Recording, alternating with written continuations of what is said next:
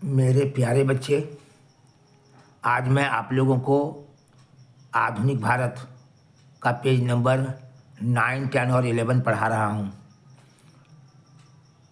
सबसे पहले हम आपको ये बताना चाहते हैं कि 1920 में कौन सा आंदोलन हुआ था। तो आंसर है असहयोग आंदोलन। और किसने चलाया था? तो महात्मा गांधी ने चलाया था।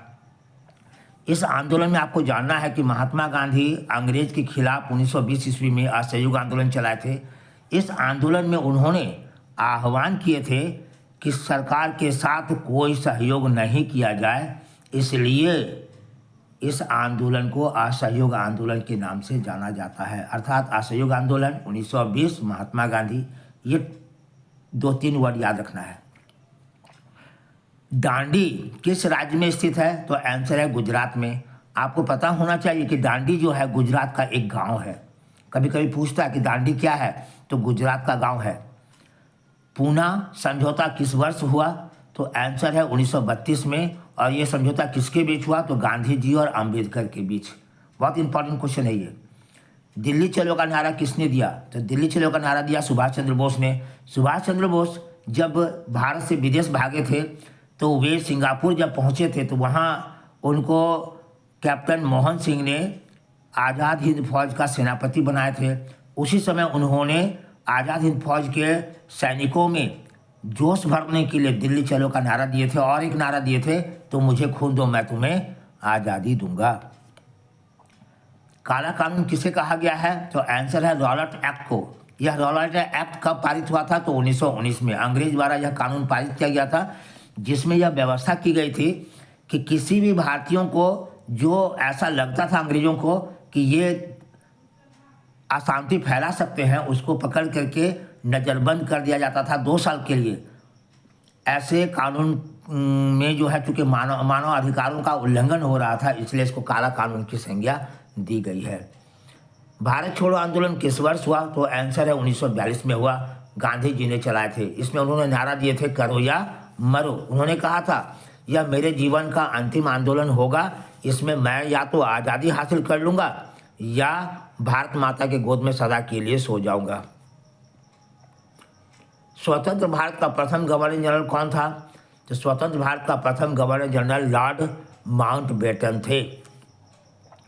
स्वतंत्र भारत का प्रथम भारतीय गवर्नर जनरल कौन थे? तो आंसर है सी राजगोपालाचारी। सी राजगोपालाचारी भारत के प्रथम भारतीय गवर्नर जनरल थे।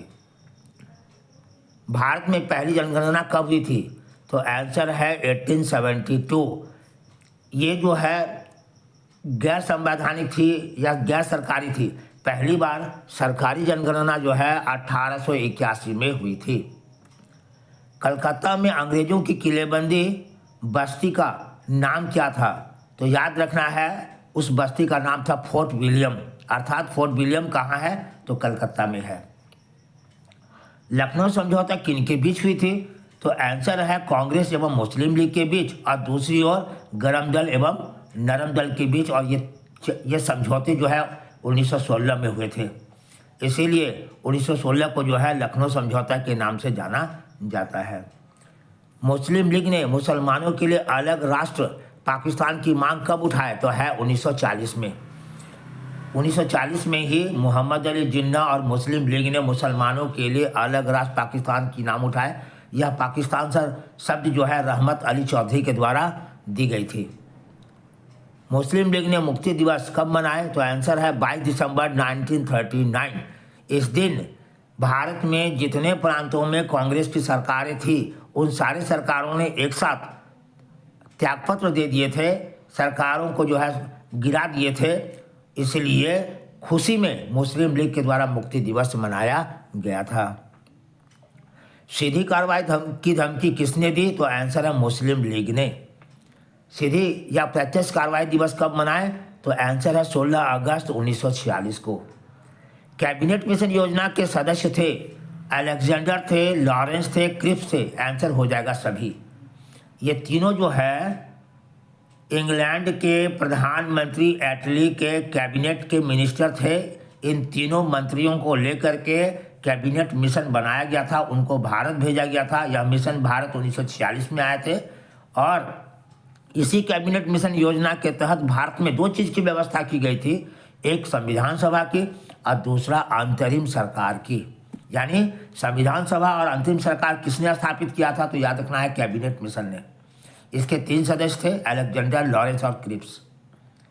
कैबिनेट मिशन योजना के अध्यक्ष कौन थे, तो आंसर है लॉरेंस, सर पैथिक लॉरेंस जो है कैबिनेट मिशन योजना के अध्यक्ष थे।